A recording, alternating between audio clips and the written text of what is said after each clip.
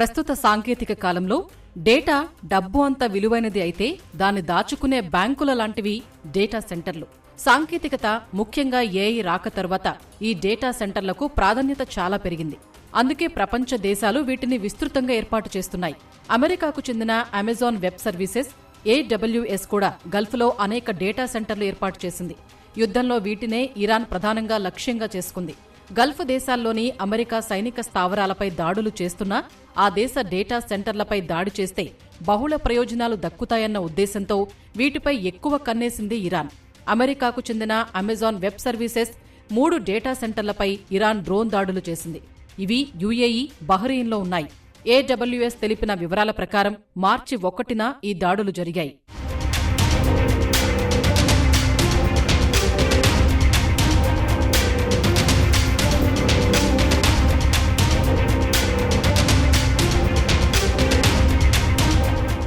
Iran drone దాడులతో గల్ఫ్లోని AWS data సెంటర్లకు చెప్పుకోదగ్గ నష్టమే జరిగింది.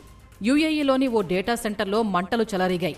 నిర్మాణపరమైన నష్టం జరగటం సహా డేటా సెంటర్ల నిర్వహణలో అత్యంత కీలకమైన విద్యుత్, నీటి సరఫరాకు అంతరాయం కలిగింది. దీనివల్ల పలు కీలక క్లౌడ్ సర్వీసుల పనితీరు నెమ్మదించింది. నిర్మాణపరమైన నష్టం జరగటం వల్ల వాటి పనితీరు సాధారణ స్థితికి తీసుకురావడానికి చాలా సమయం పడుతుందని అమెజాన్ వెబ్ సర్వీసెస్ తెలిపింది. పశ్చిమాసియా ప్రాంతంలో నెలకొన్న యుద్ధ సంక్షోభం వల్ల ఈ ప్రాంతంలో డేటా సెంటర్ల నిర్వహణలో అనిశ్చితి తప్పదని ఆందోళన వ్యక్తం చేసింది.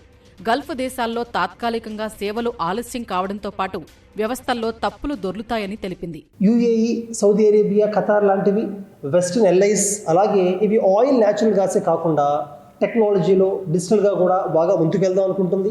వాటి ఎకానమీని అవి డైవర్సిఫై చేద్దాం అనుకుంటున్నాయి.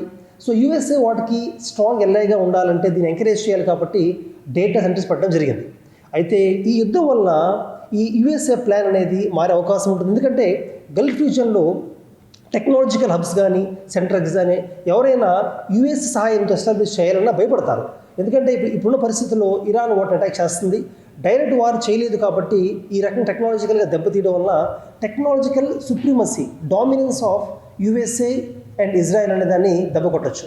గల్ఫ్ దేశాల్లోని డేటా సెంటర్లను ఇరాన్ లక్ష్యంగా చేసుకోవాలని నిర్ణయించటం ఆషామాషీగా జరిగిందేమీ కాదు. ఒకవేళ అమెరికా తమపై దాడి చేస్తే ఏ లక్ష్యాలపై ప్రతిదాడులు చేయాలన్నది ఇరాన్ వద్ద ముందు నుంచే స్పష్టమైన ప్రణాళిక ఉన్నట్టు తెలుస్తోంది. అమెరికాను ఆర్థికంగా బలమైన దెబ్బ కొట్టడంతో పాటు ఇంకా అనేక బహుళ ప్రయోజనాల్ని ఆశిస్తూ ఆ దేశ డేటా సెంటర్లపై దాడులు చేయటం ఈ ప్రణాళికలో భాగమే.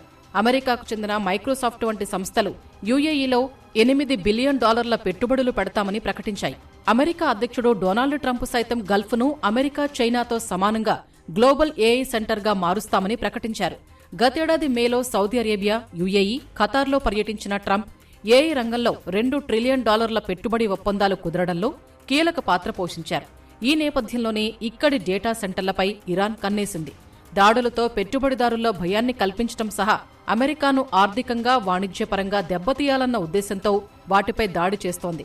ఈ దాడుల ప్రభావంతో మంగళవారం అమెజాన్ షేర్లు 2.7% క్షీణించాయి.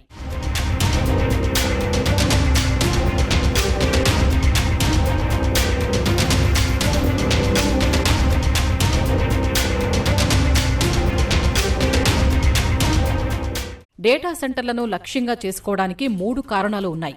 ఇందులో మొదటిది అమెరికాను ఆర్థికంగా, వాణిజ్యపరంగా దెబ్బతీయడమైతే రెండవది యుద్ధ తంత్రాన్ని మార్చటం. ఎందుకంటే యుద్ధంలో అమెరికా, ఇజ్రాయెల్ AIని విస్తృతంగా వినియోగిస్తున్నాయి.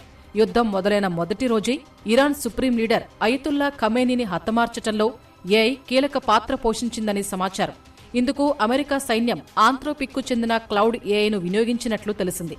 యుద్ధంలో AI వినియోగాన్ని దెబ్బతీయాలంటే స్థానికంగా ఉన్న డేటా సెంటర్లకు నష్టం కలిగించటం ఇరాన్ ముఖ్య ఉద్దేశంగా కనిపిస్తోంది. తద్వారా రాబోయే రోజుల్లో అమెరికా, ఇజ్రాయెల్ దళాన్ని నిలువరించటం సాధ్యమవుతుందని ఇరాన్ భావన. యుద్ధ క్షేత్రంలో శత్రువు తప్పించుకునే వీలు లేకుండా ఖచ్చితత్వంతో దెబ్బతీయటంలో AI కీలక పాత్ర పోషిస్తుందని నిపుణులు కూడా అంటున్నారు. అందుకే ఇరాన్ డేటా సెంటర్లను ప్రధాన లక్ష్యంగా చేసుకుంది.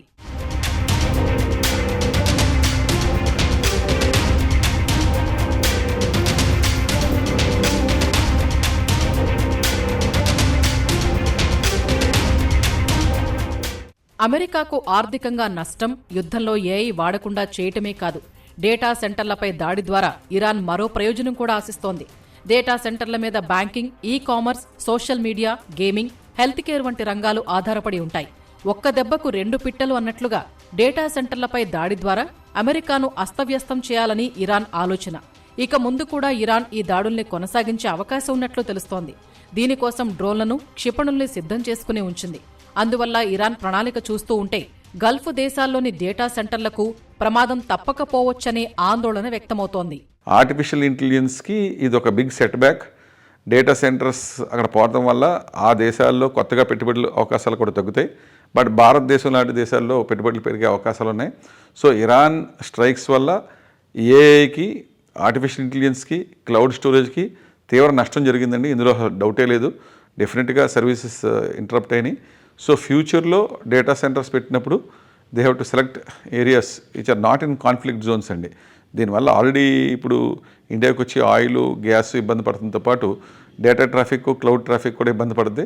దీని మీద ఎక్కువగా రిలై అయ్యే వాళ్ళకి ఇప్పుడు డేటా సెంటర్ కూడా బ్యాకప్ డేటా సెంటర్ అవసరం ఉండేది. మామూలుగా డేటా సెంటర్స్కి ఒక బ్యాకప్ ఉంటుంది, కానీ ఇటువంటి అయినప్పుడు డెఫినెట్లీ మోర్ నీడ్.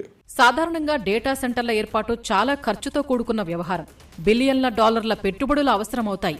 వీటి నిర్వహణ కూడా అత్యంత సున్నితత్వం, కష్టతరంగా ఉంటుంది. డేటా సెంటర్లు అనేక కంపెనీల సమాచార నిర్వహణ చేపడతాయి కాబట్టి సర్వర్లు, ఇతర ఐటీ, హార్డ్వేర్ పరికరాలు అత్యాధునికమైనవి ఉంటాయి. ఈ పరికరాలు చెడిపోకుండా ఆ డేటా సెంటర్లలో 24 గంటలు అత్యంత శీతల వాతావరణం ఉంటుంది.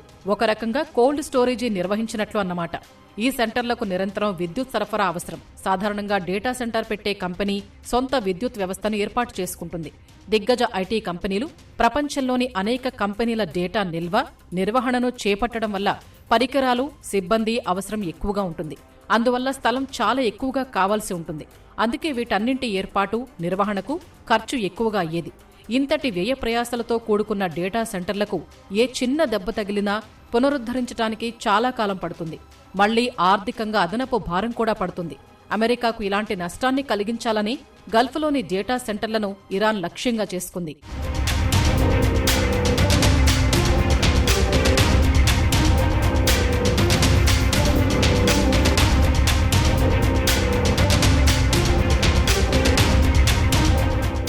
అమెరికా, ఇజ్రాయెల్ యుద్ధంలో ఇప్పటికే ఇరాన్ చాలా తక్కువ ధర ఉండే ఆయుధాలనే వాడుతోంది.